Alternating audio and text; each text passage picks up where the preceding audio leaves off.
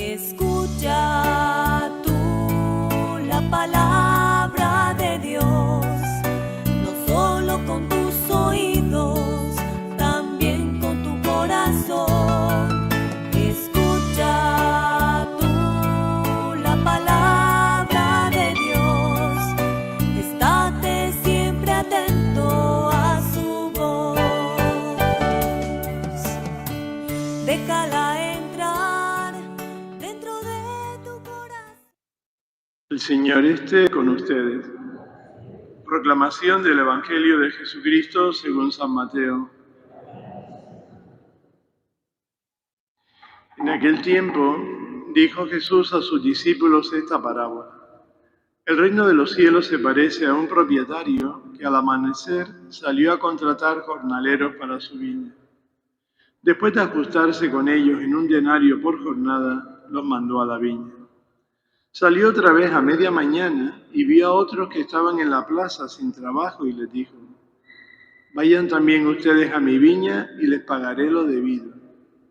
Ellos fueron. Salió de nuevo hacia mediodía y a media tarde e hizo lo mismo. Salió al caer la tarde y encontró a otros parados y les dijo: ¿cómo es que están aquí el día entero sin trabajar? Le respondieron: nadie nos ha contratado. Él les dijo: vayan también ustedes a mi viña. Cuando oscureció, el dueño dijo al capataz: llama a los jornaleros y págales el jornal, empezando por los últimos y acabando por los primeros. Vinieron los del atardecer y recibieron un denario cada uno. Cuando llegaron los primeros, pensaban que recibían más, pero ellos también recibieron un denario cada uno. Al recibirlo, se pusieron a protestar contra el amo. Estos últimos han trabajado solo una hora y los has tratado igual que a nosotros, que hemos aguantado el peso del día y el bochorno. Él replicó, dice a uno de ellos: amigo, no te hago ninguna injusticia. ¿No nos ajustamos en un denario? Toma lo tuyo y vete. Quiero darle a este último igual que a ti. ¿Es que no tengo libertad para hacer lo que quiera en mis asuntos? ¿O vas a tener tu envidia porque yo soy bueno? Así los últimos serán primeros y los primeros serán últimos. Palabra del Señor.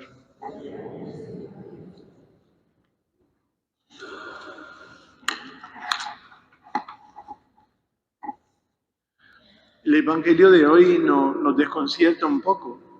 Pensamos que es injusto el proceder del dueño de la viña. Nos olvidamos que Jesús insistió una y otra vez en comunicar su experiencia de Dios como misterio de bondad insondable, que rompe todos nuestros cálculos, la bondad y la misericordia de Dios. Para comunicar a todos su experiencia de ese Dios bueno, Jesús compara su actuación a la conducta sorprendente del Señor de la viña. Hasta 5 veces sale él mismo en persona a contratar jornaleros para su viña. No parece preocuparle mucho su rendimiento en el trabajo. Lo que quiere es que a ningún jornalero se quede sin el pan de cada día. Esa es la razón por la que al final de la jornada no les paga ajustándose al trabajo realizado por cada uno.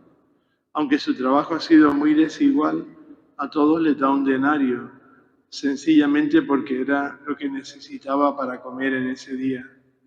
En aquel tiempo, un denario era sencillamente lo que se gastaba una familia de Galilea para vivir. Cuando los del primer grupo protestan porque ha tratado a los últimos igual que a ellos, que han trabajado mucho menos, el Señor de la viña le responde estas palabras admirables: ¿vas a tener tu envidia porque yo soy bueno? ¿Me vas a impedir con tus cálculos mezquinos ser bueno con quienes necesitan su pan para comer hoy? ¿Quién de nosotros no hubiese protestado si actuasen con nosotros así? Pero Jesús pretende a través de esta parábola darnos sobre todo a conocer la bondad de Dios. La bondad de Dios rompe nuestros cálculos. Nosotros no podemos, y eso es una tentación frecuente que tenemos, de medir la actuación de Dios, de medir el corazón de Dios, de intentar conocer a Dios desde nuestros parámetros, desde nuestra manera de conocer, desde nuestra manera de actuar, desde nuestro criterio. ¿Qué está sugiriendo Jesús? Nos muestra que Dios no va a estar midiendo los méritos de las personas como lo haríamos nosotros. Busca siempre responder de su bondad insondable la necesidad de salvación que tenemos cada uno de nosotros. Creer en un Dios amigo e incondicional puede ser la experiencia más liberadora que podemos imaginar. Puede ser la fuerza vigorosa para nuestra vida. Por el contrario, vivir ante un Dios justiciero y amenazador puede convertirse en una neurosis más peligrosa y destructora de la persona. Nosotros, sin pretenderlo y de forma consciente, muchas veces creemos que Dios es como nosotros pensamos, sin darnos cuenta que empequeñecemos a Dios, que no le dejamos que Dios sea Dios en nuestra vida y que desconocemos totalmente a Dios. Dios es el totalmente otro, el totalmente distinto. Nosotros hemos empequeñecido a Dios porque lo entendemos desde nuestros parámetros. No entendemos a Dios porque creemos que Él es como nosotros, porque no le conocemos, porque no le hemos descubierto. Esto nos debe hacer pensar. Yo conozco a Dios, pienso en Dios desde mis criterios, desde mi manera de ver, de pensar, o desde lo que realmente es Dios. Dios es alguien que no excluye a nadie de su bondad, ni siquiera a los despreciados y a los pecadores, a los publicanos. Dios ofrece también su salvación a los que han hecho muy poco o nada. Incluso a estos últimos quiere darles lo que se merecen. Así es Dios. Hoy en la primera lectura nos da un pequeño parón. Nos dice: mis caminos no son sus caminos y mis planes no son sus planes. ¿Cuántas veces le pedimos al Señor que se haga lo que nosotros queremos y no lo que Dios quiere?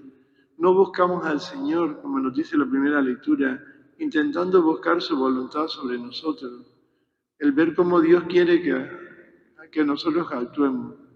Pretendemos que Dios actúe como nosotros pensamos. Pensemos, por ejemplo, cuando pedimos algo a Dios, ¿le pedimos que se haga lo que nosotros queremos o le pedimos que se haga su voluntad? Nuestra preocupación cada día es hacer lo que Dios quiere, es hacer la voluntad de Dios. La preocupación de Jesús en su vida fue siempre esa, hacer lo que Dios quería. Terminó su vida diciendo: que no se haga mi voluntad sino la tuya, no lo que yo quiero sino lo que tú quieras. Y esas palabras las dijo en momentos difíciles de su vida, cuando no entendía, cuando iba a la muerte, cuando estaba sufriendo la pasión. Tenemos que reconocer que muchas veces en nuestra vida ni pedimos ni hacemos lo que Dios quiere. San Pablo sí que entendió y vivió así. Por eso nos dice en la segunda lectura: para mí la vida es Cristo. Y el sentido de la vida, San Pablo era el Señor. Por eso también nos dice: ya no soy yo quien vivo, es Cristo quien vive en mí. Dicho con otras palabras, para San Pablo lo importante era actuar y vivir como Cristo. El resto no le preocupaba. Por eso también nos dice: todo lo estimo pérdida, basura, en comparación al conocimiento de Cristo Jesús mi Señor.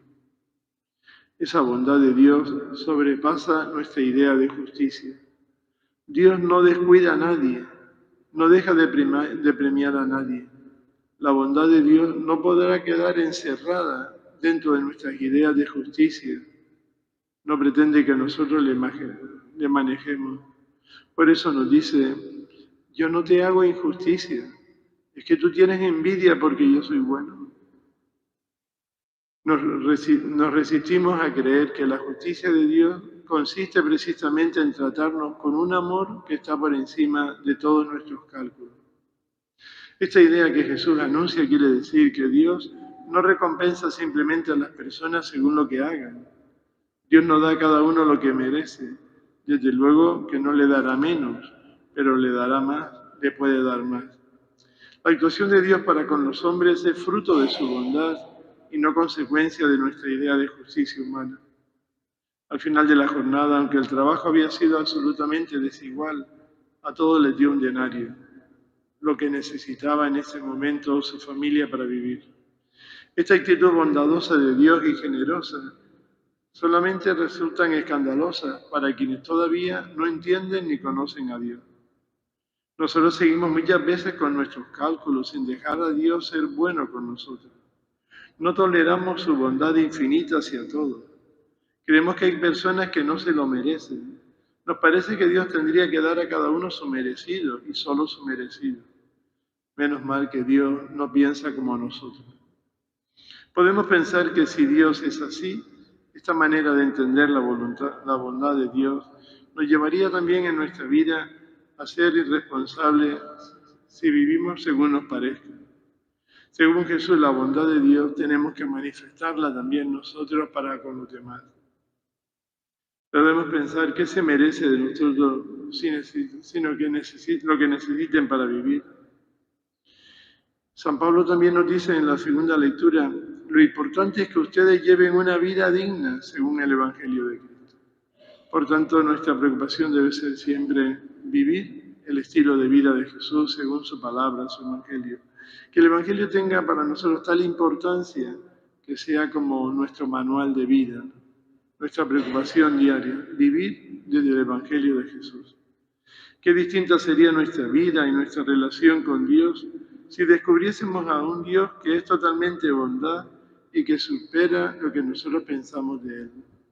Ojalá que experimentemos a ese Dios que nos invita a la primera lectura diciendo, busquen al Señor. Nosotros conocemos al Señor, busquemos a ese Dios que es totalmente bondad para con nosotros. Escucha tú la palabra de Dios, no solo con tus oídos, también con tu corazón. Escucha tú la palabra de Dios, estate siempre atento a su voz. Déjala entrar